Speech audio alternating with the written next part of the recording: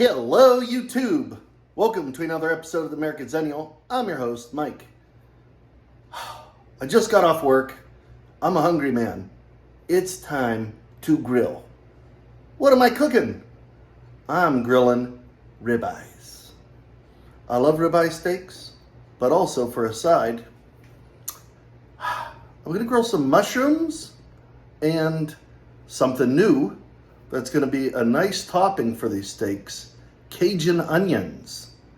Stay tuned.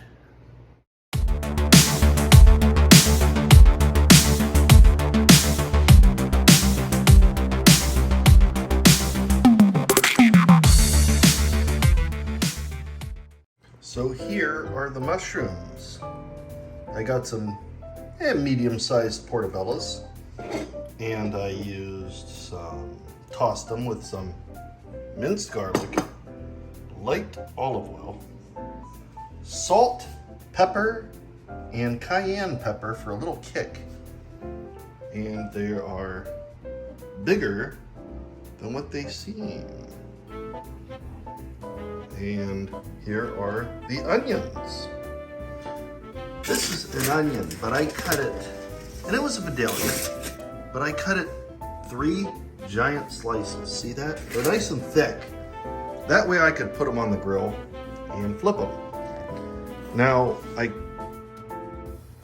put a light, just a, little piece of the skin. Piece of onion skin stuck to that. But anyways, I want a light coat of oil. I use extra light olive oil. You can use whatever you like. And I'm putting this on it. Some Slap Ya Mama Cajun. Check this out. And this is a hot blend.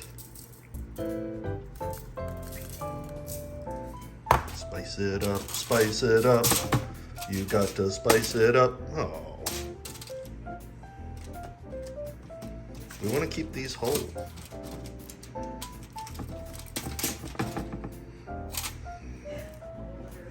I'm not good at this. Holding it while doing it. But it's something you gotta see. That's how we do it. Here's the beautiful ribeyes. You can see they're nice and thick. Look at that. See how thick that is? That's my finger. So yeah, I covered them in my famous extra light olive oil like I do everything else. Very light, very light. And I'm going to put right here, salt, pepper, and maybe like a little dash of garlic powder. But I'm going to use some, I think garlic, some granulated, or minced, whatever you want to call it, not granulated, this stuff. Just a tad bit. I'm going to use minced. You know what? These are going to be garlicky. Let's do it.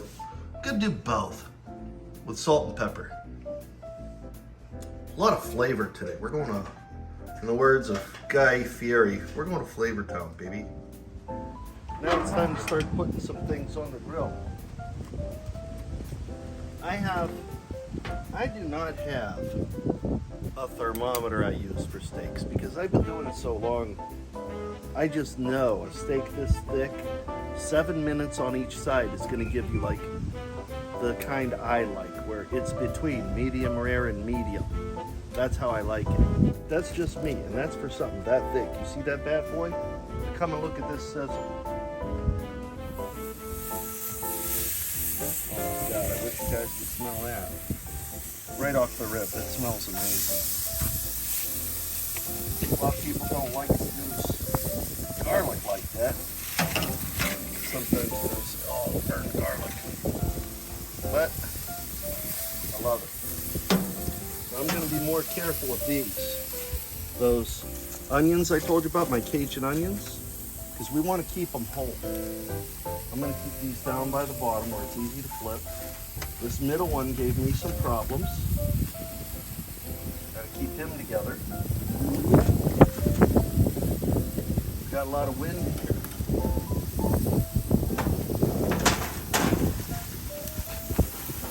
It's a windy day. Now our mushrooms, the Portobellos, these beautiful mushrooms. And I will pick up the tinfoil because I don't litter, especially in my own yard, but in nobody's yard. Littering is just, it's really for bums. Gotta take care of our environment. The great Teddy Roosevelt, what a good president he was. But anyways, look at that. I wish you could smell it. It's amazing. 7 minutes for these. Keep an eye on this stuff. I'm always watching.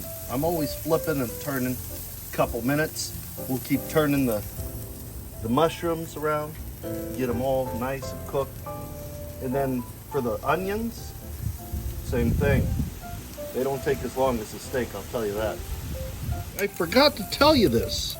Depends on how fancy you want to be with your grill marks. You could leave it on like that, okay, for your time, or you could flip it. See that steak? Whoa, it's hot, so can't get too close. So in 4 minutes, you could just like tilt it to the side and cook it for 3 more minutes. Then when you flip it, you'll have diamond-shaped burn marks, grill marks, I'm sorry. You'll have diamond-shaped, so I could just take that and go whoop, that way, cook it for 3 minutes. Or you just want them single, do that. It's however you want to be creative. But I'm just saying, 7 minutes of heat to each side is how much I'm going to apply. I wish you guys could smell this. This is epic. Oh my God. And there's something I did do. I took a little bit of my beer and I just went like that to the onions. Psh, psh, psh. Just dab the onions. Because I think beer and onions go good together.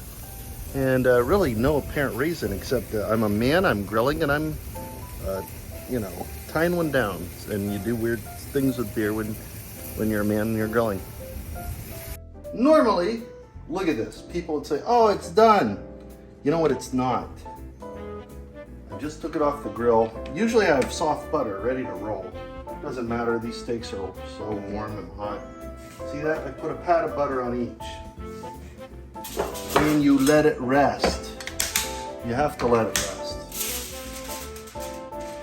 If you don't let it rest, it ain't going to taste the best. And I'll just kind of glide that around to get it softened up. Normally, like I said, I usually have the soft butter. I know around the edges it looks like, oh, Mike, that's well done. No, it's not. It's just charred up around the edges, and that's what I like. And in the middle, it's still gonna be pink, just like I told you. Now what I did, see that beautiful stuff?